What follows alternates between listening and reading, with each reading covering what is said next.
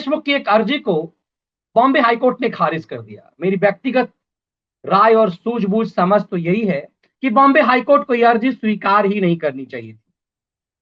जब बॉम्बे हाईकोर्ट ने खुद इस मामले में मुंबई पुलिस को निर्देश दिया था एफआईआर करने को लेकर के कि अनिल देशमुख के खिलाफ जो शिकायत है उसमें यदि जरूरी पड़ता है तो उसमें एफआईआर दर्ज कीजिए।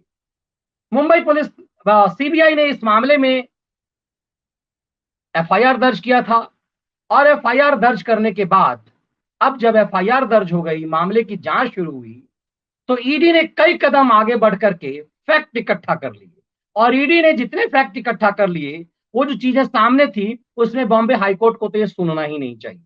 लेकिन चलिए, अच्छा किया सुना, तो जलालत और हो गई, बेइज्जती आज और हो गई ठाकरे सरकार। थोड़ी सी लज्जा और थोड़ी सी शर्म होगी तो अब दोबारा सुप्रीम कोर्ट नहीं जाएंगी। लेकिन कहते हैं ना कि अदालत और कई बार ये कानून की आंख मिचोली पावरफुल लोगों, पैसे वालों के लिए ही इसीलिए होते हैं। सुप्रीम कोर्ट आम आदमी के लिए पहुंचना मुश्किल है, लेकिन रवीश कुमार के बलात्कारी भाई के लिए साथ साथ वकील भी हो जाता है, ये भी आसान है।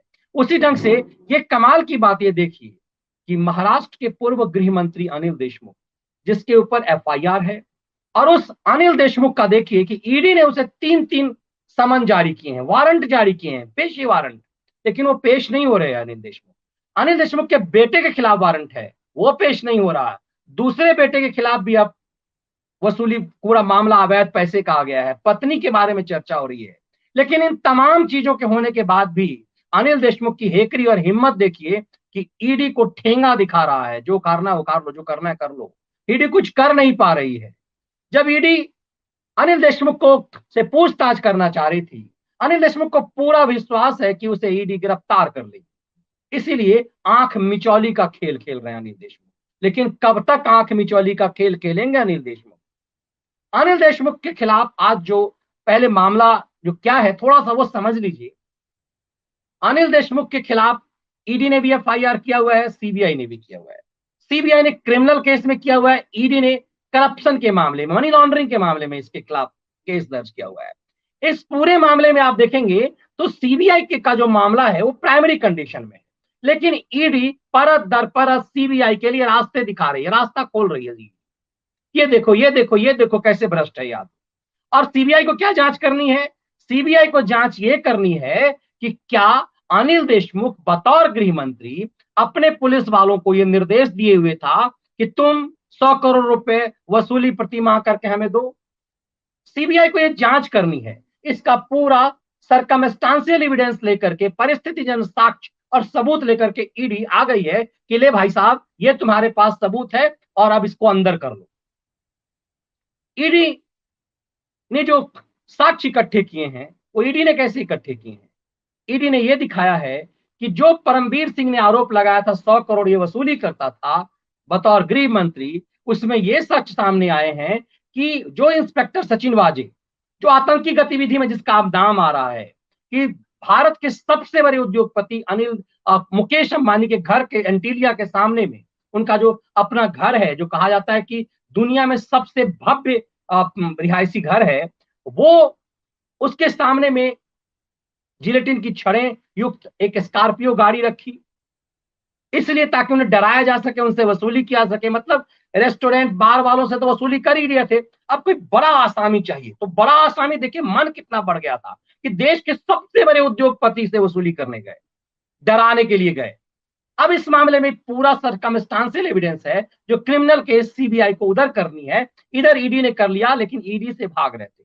अकड़ और ठसक देखिए, आज भी बेईमानी के बाद भी, सब कुछ होने के बाद भी अनिल देशमुख कह रहा था कि हाईकोर्ट में तो मेरा मैटर है, हाईकोर्ट के फैसले आने के बाद मैं ईडी के पास जाऊंगा पूछताछ करवाने के लिए। मतलब बाबूजी का राज है, जब मर्जी जो वो करने जाएंगे, मतलब मन करेगा तो ईडी के पास जाएंगे। ये इन लोगों की अपनी मर्जी चलती है। जांच एजेंसी के मानो ये दामाद हो गए हों कि इनकी जब मर्जी करेगी, जब मन करेगा तब जाएंगे। से दामाद टपक जाए कब, उसके बाद उनके स्वागत में आप जो है 56 प्रकार के व्यंजन इकट्ठा करें, तो वैसे ये कभी भी टपक जाएंगे, इनकी जब मर्जी करेगी। ये है एक्यूज, लेकिन इनकी जब मर्जी करेगी। प्रवर्तन निदेशालय जैसे आम आदमी की सांसें फूल जाए, यदि ईडी एफआईआर कर दे तो आम आदमी की सांसें फूल जाए। लेकिन राज्य के गृह मंत्री को 3-3 वारंट जारी हुआ, कभी वो दिल्ली भागता है, कभी इधर जाता है, कभी उधर जाता है, कहता है हाईकोर्ट में अर्जी है, हाईकोर्ट जब फैसला करेगा। अरे हाईकोर्ट में आपका दूसरा मैटर है, यहाँ आपका ईडी का मामला है, यहाँ मनी लॉन्ड्रिंग का मामला है। ये साफ हो चुका है इसमें कि पुलिस, ये ईडी ये साफ कर चुकी हुई है कि जो इंस्पेक्टर सचिन वजे है, जिसका प्रमोशन जिसको जो 15 साल से निलंबित था, उसे आपने दोबारा नौकरी दिलवाई। वो आदमी कह रहा है कि आपके निजी सचिव को 4 करोड़ 70 लाख के आसपास रकम जो है उसने दिए, आपके दो निजी सचिव को। आपके निजी सचिव दोनों कहते हैं कि हमने इनके बेटे के फर्जी कंपनी में पैसे जमा किए। ये बकौल ईडी ये तमाम साक्ष्य हैं। इसके बाद भी आप ईडी के सामने पेश नहीं होते। ईडी आपसे ये जानना चाह रही है, तनोजा जेल में आपको ले जाकर के पूछताछ करना चाह रही है, आप भाग रहे हैं। अब इस चीज को देखिए कि अब इस मामले में क्या हुआ। इन्होंने कहा कि हमारा एफआईआर क्वैश कर दो क्योंकि पॉलिटिकल मामला है। हाईकोर्ट ने सुना, कायदे से हाईकोर्ट को सुनना ही नहीं चाहिए था। मेरी जो सूझबूझ है, हाईकोर्ट आम आदमी में तो कभी सुनता ही नहीं, लेकिन कहते हैं ना कि हमारे यहाँ कहा जाता है कि कानून तो सबके लिए बराबर है, लेकिन जब ऐसे मामले आते हैं तो कानून मजाक करता हुआ हमसे नजर आता है कि कैसे किसी अनिल देशमुख के सामने हमारा कानून नाचता हुआ नजर आता है, और हम जैसे आम आदमी के लिए कानून क्या है। एक बार ईडी का नोटिस आ जाए तो आम आदमी की सांसें फूल जाए, एक बार सीबीआई की नोटिस आ जाए तो दम घुटने लगे आम आदमी का। लेकिन कैसे मजाक उड़ाते हैं ये, बाद में बीमार पड़ जाएंगे, कुछ दिनों बाद देखिएगा बीमार पड़ जाएंगे ये, अस्पताल चले जाएंगे ये, जैसे लालू यादव ने किया। इतनी हेकड़ी थी, जो ही गिरफ्तार हुआ अस्पताल चले गए। या चौटाला को देखिए, जिस किसी को भी देखिए, आप हिस्ट्री उठार करके देख लीजिए, आपके जितने भी नेता पकड़े गए, अभिनेता पकड़े गए प्रभावशाली, सब बीमार हो जाते हैं, उसके बाद 5 स्टार ट्रीटमेंट अस्पताल में लेते हैं। तो अनिल देशमुख कुछ दिनों बाद बीमार पड़ेंगे और उसके बाद जेल के बदले अस्पताल जाएंगे। यही सिस्टम हमारा है, यही मजाक है हमारे सिस्टम का। अब देखिए, आज हाईकोर्ट ने कहा कि हम तुम्हारी अर्जी को स्वीकार नहीं करते। क्या अर्जी? कि एफआईआर हम क्वैश नहीं करेंगे। तो एफआईआर क्वैश नहीं करेंगे, ये अनिल देशमुख को पता था। तो दूसरी तरफ उद्धव ठाकरे सरकार ने एक अर्जी और जोड़ दी कि अनिल देशमुख को, ठीक है, यदि आप एफआईआर स्वीकार नहीं करेंगे तो आप ऐसा कीजिए, एफआईआर यदि आप रद्द नहीं करेंगे तो आप ऐसा कीजिए, इसमें 2 चीजों को हटा दीजिए। तो क्या?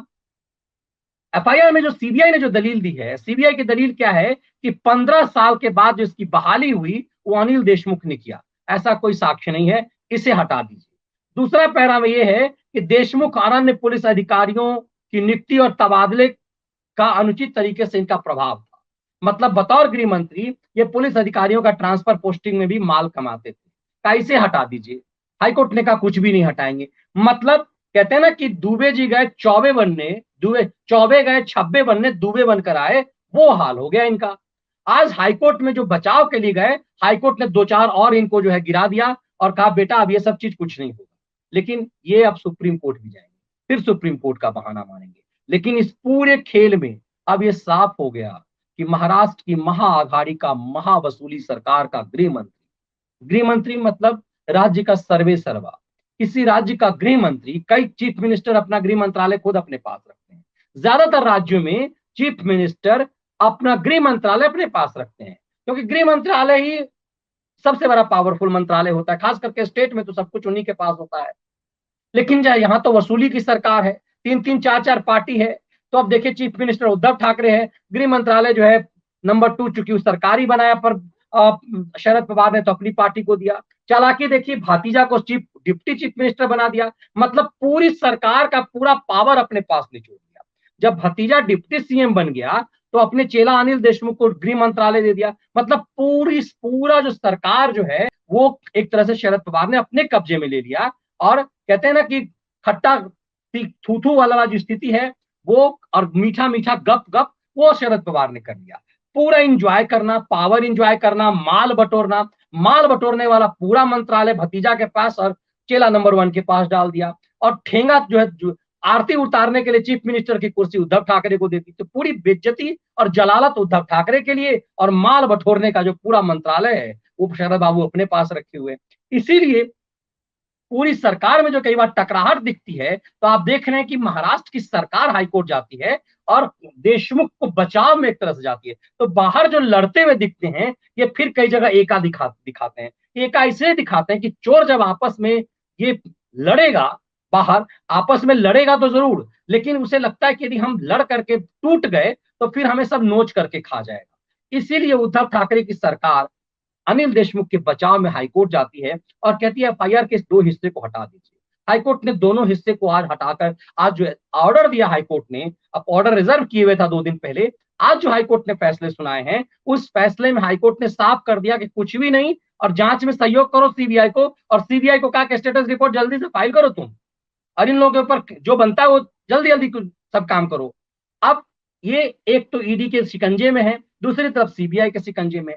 मामला चूंकि इतना गंभीर है कि हिस्ट्री में, इंडियन हिस्ट्री में ऐसा किसी नेता पर नहीं लगा कि गृह मंत्री अपने पुलिस वाले से वसूली करवाता था।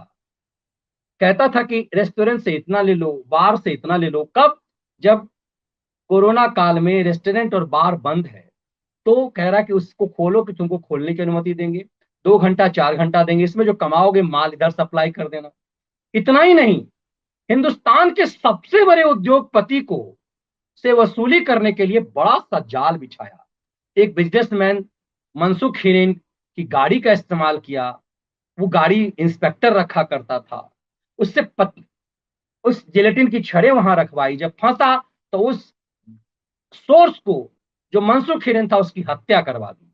तो कायदे से हत्या का एक केस भी राज्य के गृह मंत्री के ऊपर लगना चाहिए। इस पूरे प्रकरण से आपको समझ में आता है कि महाअघाड़ी की महावसूली सरकार बनी किस लिए।